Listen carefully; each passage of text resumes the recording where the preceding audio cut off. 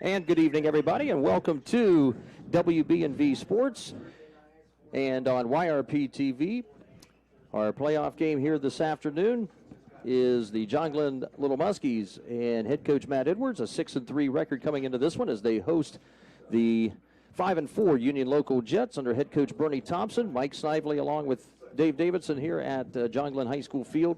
The two teams here, Mike Snively, are certainly not at all that familiar with each other. This is not a matchup that normally happens here. Union Local actually kind of has bumped up a little bit of a division here in the last couple of years. So I'm sure they're pretty pleased that it was a fairly short drive here for this playoff game when so many other teams are making 2- and 3-hour trips in this first week of the playoffs. Yeah, it wasn't too long ago that Barnesville and John Glenn were playing each other in that opening game, that traditional opening game every year.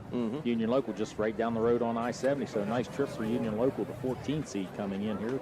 Going to play here on the new John Glenn campus field. Great turf field here. The conditions right now are pretty nice, pretty comfortable evening. No rain right now coming down. We've had tons of rain here this week. It looks like it's going to be good weather conditions. It's not going to affect at least the football and much of the play tonight, it looks like. It feels like your typical Week 10 game because this is normally Week 10, but since the season started a week early this year due to adding another playoff team, and we'll go over that later. Now there are 16 teams per region making it instead of 8. But it does feel like I remember a lot of Week 10s where they were just quagmires out there in the grass, and there was no grass left. Of course, we don't have to worry about that here tonight. You remember those days down in Hannibal? And coaching at Meadowbrook, playing at Cambridge, and it's just mud pits. Yes. No doubt. As you look at this game on paper, Mike, Union Local has got, a 5-4 record. You're thinking, okay, so-so team, but they have, their losses are to some pretty tough competition here throughout the season. They took, another loss last week at home, a tough one in the end to Barnesville.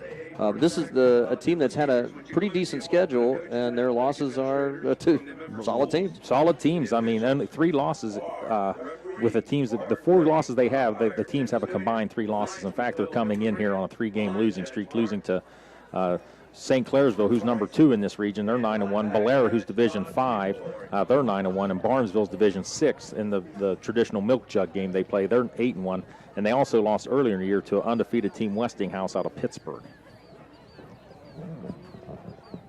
John Glenn here, Mike, with the 6-3 record. Of course, now a lot of the points that they've picked up were big wins against Sheridan and Meadowbrook. Philo, of course, a lot of their pretty much those three games right there. But then you look at their 6-3 record and you think, how in the world are they number 3 in Region 15? Well, the answer is the first 2 weeks of the season. Yeah, no doubt about it. Listen, you thought that Union Local schedule was really good. Garraway's 10-0. That's a loss for John Glenn. Bloom Carroll finished 10-0. That was a loss. And Tri-Valley 8-1. So just 1 loss. For the 3 combined losses for John Glenn. But as you said, a big win over 8-2 Sheridan and a big win over 8-2 Meadowbrook propelled John Glenn into this number 3 seed. Now, John Glenn's coming in banged up, and a lot. They've only been healthy about 2 weeks. The week against Sheridan, they were healthy when they were supposed to play Coshocton, but the game got called canceled due to the COVID regulations. And then they were healthy against Meadowbrook, and then after that, it's been hit and miss because they started their first 2 games this year with a couple guys banged up as well. They're right now they've been without Noah Wellmeyer, their stud running back for most of the season. They're now without Nathan Walker, and they've been without Blade Barkley now for a few weeks with the reoccurring shoulder injury. So 3 really key pieces, especially on offense, but on both sides of the ball, as a matter of fact. And but Matt Edwards and the staff has done a pretty good job of filling in some pretty big holes in there. They have, and then they played really understaffed against Philo. They beat Philo 20-14 in Week 9, and then they went and faced a really strong Tri-Valley team last week. It was a ball game at halftime. In fact, they led at halftime. 7-6, but Tri-Valley pulled out the comeback in the second half to win 20-7. But you're going to see a lot of young faces on both sides of the ball for John Glenn and Union Local tonight. Yeah, we will. A lot of sophomores being plugged into the lineup. We'll see. See what happens. Exactly, and we'll see what happens with Union Local's offense. I think, to me, it looks like this is the best quarterback that John Glenn has faced this year. Well, just watching Blake throw the ball, that being Carter Blake. He's a junior, but he's tall, he's lanky, and I was just out here watching him throw the ball, and he kind of reminded me of the quarterback at Meadowbrook, Josh Hupp, who I thought was the best pure thrower I've seen all year. But you can tell this Blake, his dad being a great athlete back in his day, Blake had a good threw for 238 yards last week against the Barnesville Shamrocks, a good team. But they got he's thrown for over 1,000 yards this year, a good athlete, and he's thrown for over 1,100 yards, 12 touchdowns. He's also a very good runner. He does have 13 interceptions though on his stat sheet. So that's something that John Glenn, who's notoriously good at intercepting passes, John Glenn may have some type of an advantage there. Yeah, the one plus for John Glenn as we look at it, the offense and defensive lines are one of the few personnel packages that are healthy for John Glenn. Yes, and they're underrated too, very underrated. Yeah. The offensive line has performed very well. The D line, the down three, and the linebacking core for the most part is still intact. Of course, a little bit of a hole created with the loss of Blade Barkley in there. But again, it seems like John Glenn most often has pushed the right buttons and put the right people in there. Yeah, and they're not going to be a deep ball throwing team. They usually like to run in between the tackles or maybe a little stretch play here and there, and you're going to see two freshman running back as well as a sophomore running back tonight. You're going to see Logan Gilcher, a freshman. He's going to run the ball tonight. Ryder Rock, a freshman, number 41. He's going to run. And then sophomore Bronson Bendel, defensive coordinator's son, Mitch Bendel's son. He's going to carry. He had over 120 yards against Tri-Valley last week. So look for John Glenn to control the line of scrimmage and to control the clock as best they can, because they rely a lot on their defense, and they have to with the injury update they have. Our pregame tonight here on WBNV and on YRP TV is brought to you by Rogers Company. Mike, as we continue to look, it's going to be, I guess, interesting to see what kind of an offensive strategy that Bernie Thompson wants to implore for Union Local. We've talked about Carter Blake, certainly a strong-arm quarterback. He's got a talented receiving core with a couple of a senior, a junior, a sophomore, and a freshman, as a matter of fact, all over the board. But Hayden McCrate, this 185-pound running back here, he's a stud in himself as well. Yeah, I heard Coach Edwards talking, and Coach Bemmel, the defensive coordinator, talking, and they was bragging about how good they thought the McCrate kid was for Barnesville. His dad went to Barnesville, but from Union Local. So last week against Barnesville, he did against a good defense, had 20 carries for 115 yards. So look for number 5, Hayden McCrate, to be toting that rock quite a bit tonight. So we'll wait here for the kickoff, just about 3 or 4 minutes away. John Glenn Muskies taking the field right now, as you see, and they're all maroon pants and jerseys with the white helmets and the maroon JG on the sides. And the Union Local Jets tonight, I'd call it Kansas City-esque. Yeah, I was going to say Kansas City Chief-esque. You're right. Old Chief, like AFL Chief, yes. Sort of a look to them with the white jerseys, red pants, red helmets, and the traditional Jets of the New York Jets logo along there as well. What do you see? What do you want to see tonight from the John Glenn side of things? What do you think is the big key for them for victory? Think John Glenn hasn't had a normal year by any means, just because of all the injuries they've had. They started off the year injured. Like I said, they got healthy like week 3, week 4, and then about week 5, week 6, it was back to the injured reserve list. So they found ways to do it. They want to control line of scrimmage. I think that's the most underrated facet of their game this year. The defensive lines and the offensive lines. And I noticed I watched them play against Philo, and Philo's a pretty physical team. And I did watch, you can just see sometimes when John Glenn was pushing them around just how good they were up front offensively and defensively. And we're going to be calling certainly Ryder Rock's name a lot here at freshman. We were used to calling Wellmeyer's name the last couple of years for John Glenn, but certainly Rock is up to the task, and Colt Emerson, who's the deep man back to receive here for John Glenn, he really is the real deal as a receiver and a punter and kicker. Yeah, and Emerson, one of the best athletes you're going to see, caught a break. He got ejected in the game against Tri-Valley for targeting, but they did get it reviewed by the state the very next day, and the state okayed him because they got to look at actually look at the hit. So They deemed it not targeting, so Emerson will play the entire game tonight. So that's good news for the Muskies. So again, our pregame tonight sponsored by Rogers Company. And off to kick it here first will be Union Local. That'll be Arnal Pooch, foreign exchange student. That will be booting it from the 40-yard line. For our radio listeners on WBNV, they will be Muskies going right to left. And a kickoff taken by Rock and up across the 35 toward the 36-yard line. It looks like he'll be spotted down there. So a good return after the kickoff, sponsored by Valentine Insurance on Southgate Parkway in Cambridge. And one other thing about Emerson, too, obviously we know his baseball skills, but when he kicks off the ball, not too many teams are able to return it. He usually puts it out of the end zone for touchbacks. So you're going to see if Union Local maybe start their drives a lot from the 20. Here we got John Glenn starting from the 37. Looks like we're going to start Bendel in the backfield tonight, number 12, the sophomore. Also had to move to outside linebacker tonight due to the injury of Nathan Walker. Right. Brad Morgan, 6'5", 205-pound senior quarterback, hands it off to Bendel. Big hole on the left side around the tackle and dives up ahead of the 45-yard line. Gain of close to 9 on the first play from scrimmage here for JG. The offensive line for the Muskies, left to right, is Tough Zimba, 230-pound senior. Sophomore Noah Scheffler, a 205-pound guard. Gunnar Fox is the center at 240 pounds and a junior. A freshman and a junior on the right side of the line. Clay Mathers at 240 and Ethan Derwachter at 195.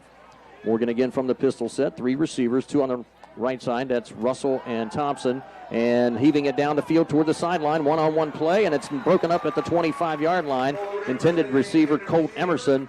And a very fine play returned in by Sawyer Moore. Yeah, Sawyer Moore did a really good job. Turned at the right time, turned the right way, got his hand up there. And Emerson there became the defender more than the offensive player. But nonetheless, nice play there. And I like the play call on second and about 1.5 yards, too. Taking a big gamble, figuring that you still got a good third down play here. John Glenn does not like the punt. And the handoff to Bendel. And he's got plenty of room off the right side. First down and more into the secondary, past the 45 to the 42-yard line, and brought down there by the Jets D. And another double-digit gain for Bronson Bendel. And that's what we talked about in the pregame, Dave, was that John Glenn offensive line. Bendel was not touched until he hit that second level. Right now, the offensive line for John Glenn doing their job. The receivers, Gate Thompson, a sophomore. Colt Emerson, a junior at 175 pounds. Ian Glob, another wideout at 5'10". Another senior. Ryder Rock in the backfield. We'll see him in a little bit. And a fake handoff to Bendel. They'll give it around on the end around for Ryder Rock. The freshman back coming around the left side. Eludes some red and white men and gets inside the 30, and he'll have another first down on the end around play, but a penalty flag is back at the 41. Yeah, they're going to get Noah Larrick out here holding on the outside. Had his arm wrapped around Brody Myers from Union Local. So that probably it happened about 3 yards downfield, so it's going to bring up about a 2nd and 17. So does that mean first and 7? So does that mean that you saw it from up here in the box? So it must have been a good call. Is that what you're saying? You don't hear me say that was a good call, but I think most of the press box did see that one. Now the offensive line coach would call that a pancake, but the arm was outside the shoulder, so they're going to get him for the hold. Brings up first and about 17. So John Glenn moved back to the 47 of UL. Early moments here of the first quarter, opening drive. And Morgan with a quick throw out to the flat, and that's caught by Ian Glob. And he gets past the 45 to the 40, and he's finally shoved backwards, but forward progress gets him to the 39 of Union Local. And that'll pick up about 8 or 9 yards, about half of that chunk needed for another first down. That'll be Glob's first catch on the night, first completion for Brad Morgan. Glob will also be a standout cornerback on defense.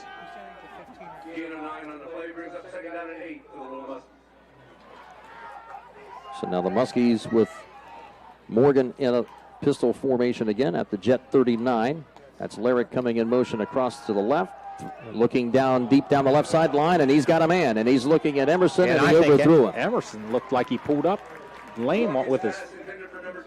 No, maybe not. It just looked like Morgan had him wide open. It looked like Emerson was limping just a little bit. Well, it's like he stutter stepped, lost his footing, and never did quite get back in stride again. Correct. Yep. He did break stride, so John Glenn now with a third down along 7. And this will be 4-down territory for John Glenn.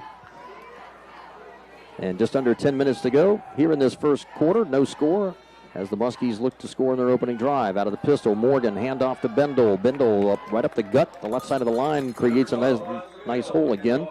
Bendel to the 31-yard line, a gain of 8. And that'll send him about a yard short of the first down, or are they saying he has it? It's really close. They are moving They're the sticks. moving Yep. it. So it must have been a 10-yard gain. 29 yards already on 3 carries for Bronson. Bendel averaging almost 10 yards per carry. So Morgan now will look over to Matt Edwards and the sideline for the play. Ryan Russell is the receiver to the near side, number 4. Gates Thompson and Colt Emerson out to the far wide right side of the field on your screen for those of you watching on YRP TV.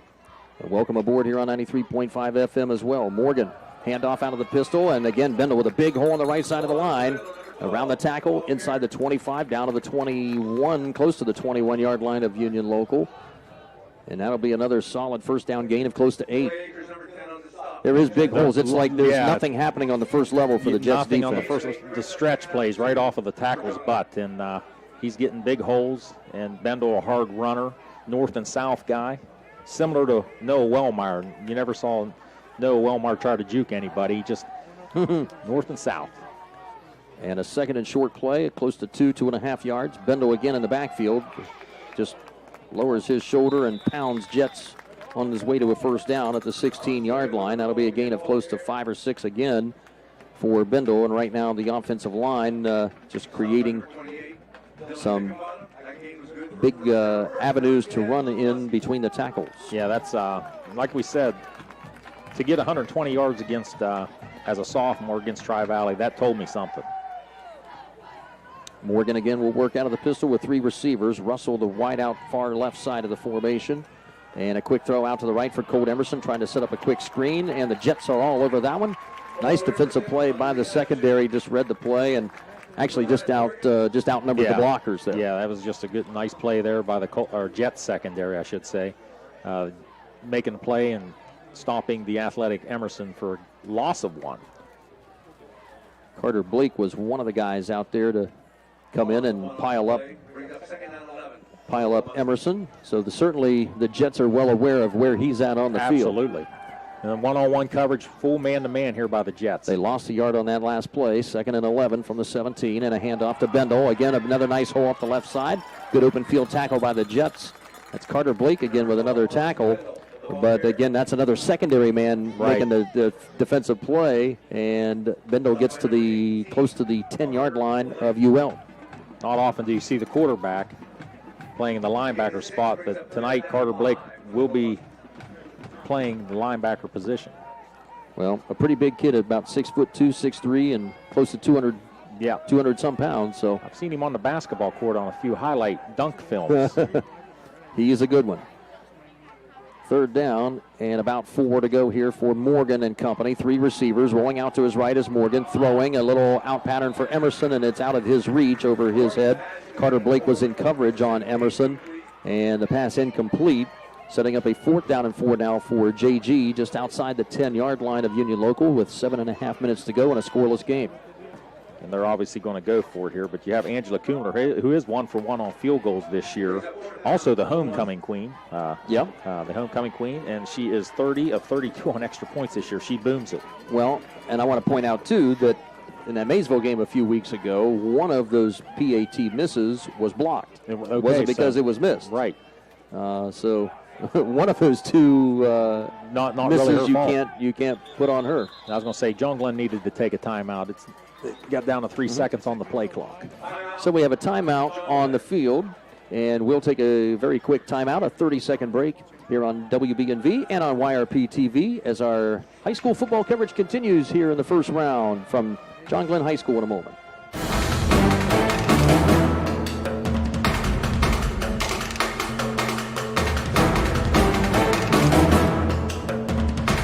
ABC Sports presents high school football.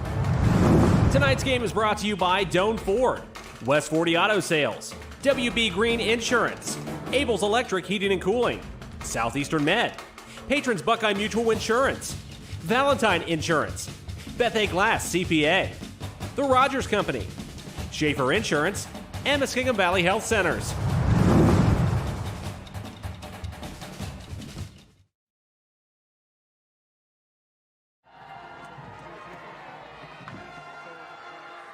We'll mention them here right now while we have just a moment.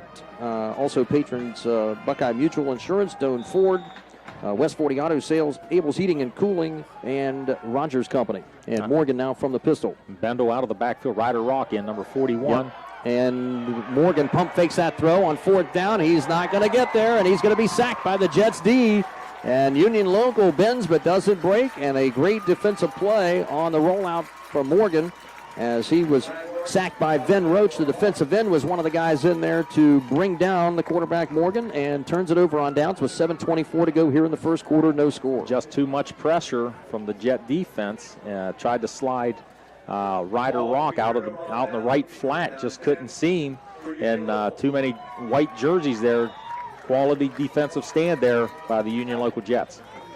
And so now the Jets offense goes to work with 4 wide receivers, and quarterback junior Carter Blake at 6'3", 190 pounds, and he will hand it off. This will be McCrate, and Hayden McCrate stacked up at the line of scrimmage originally, but nice forward surge on a second effort there as he got a little bit of help from one of his offensive linemen, and that will be about a 5-yard gain on the opening play from scrimmage for the Jets offense. Originally, it looked like McCrate was stopped at the line, but great forward progress, as you said, Dave, by McCrate.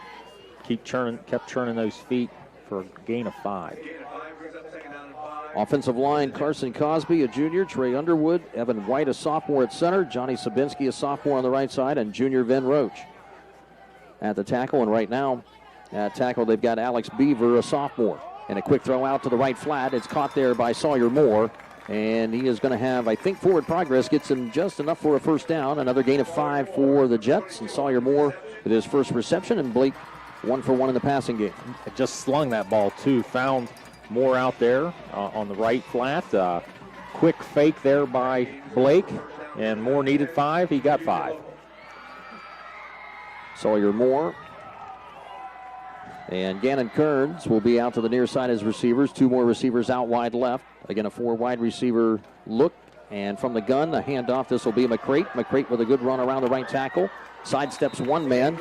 And Derwachter can't bring him down. And it takes a couple of linebackers and Ryder Rock and Aiden Armstrong to bring him down. But another big first down run for McCrate of 8 yards.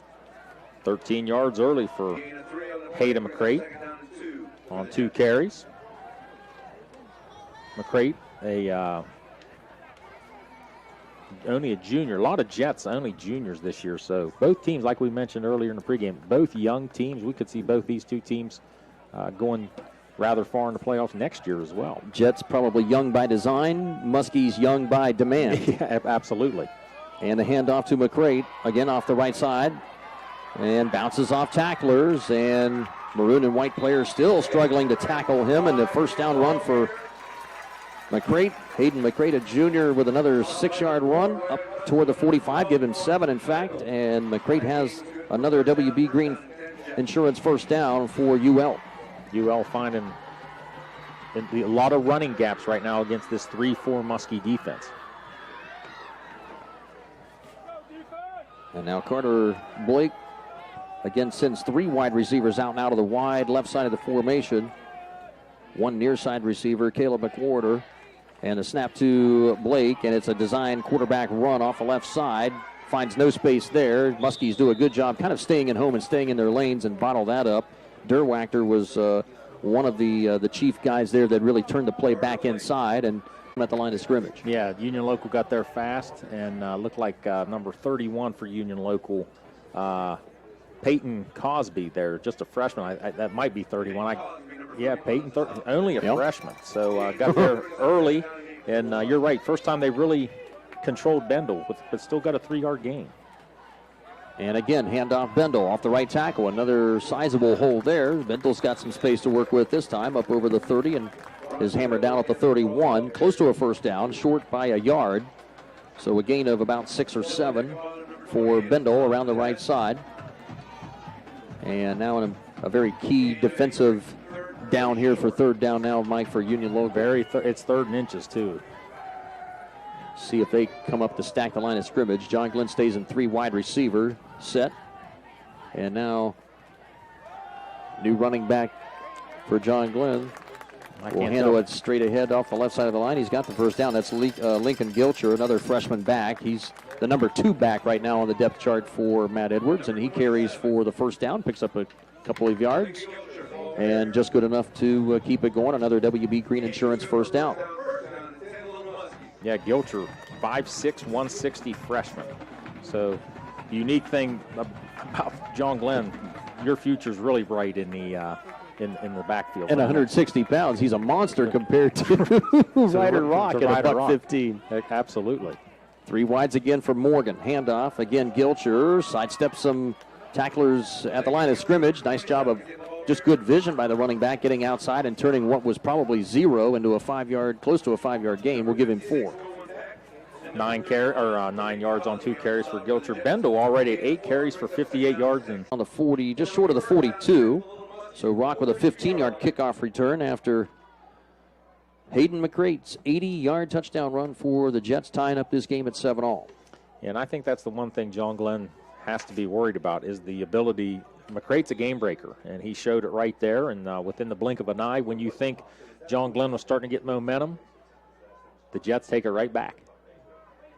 Brad Morgan from the pistol set. Emerson and Gates Thompson, the receivers, to the left side of the field. Ryan Russell wide right with running back Lincoln Gilcher in the backfield. Thompson, the motion man, coming left to right across the field, and will be the blocker on the edge.